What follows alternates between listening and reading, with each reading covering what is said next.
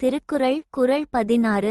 அறத்தான் வருவதே இன்பம், மற்றெல்லாம் புறத்த புகழும் இல.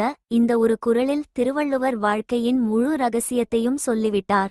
ஒரு சிறிய தமிழ் கிராமத்தில் முருகன் என்ற மனிதன் வாழ்ந்தான்.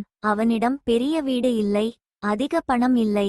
ஆனால் அவன் முகத்தில் எப்போதும் ஒரு அமைதி இருந்தது.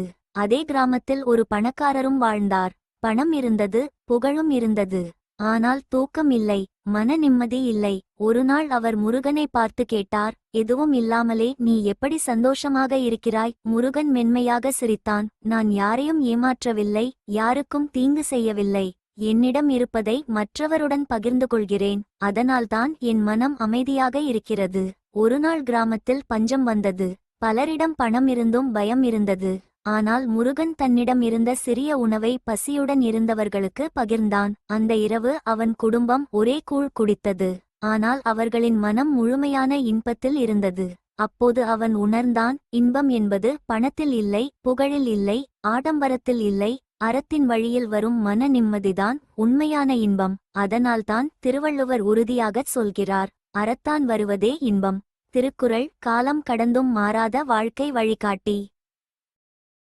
Thank you for watching. Like, share, subscribe for more similar story.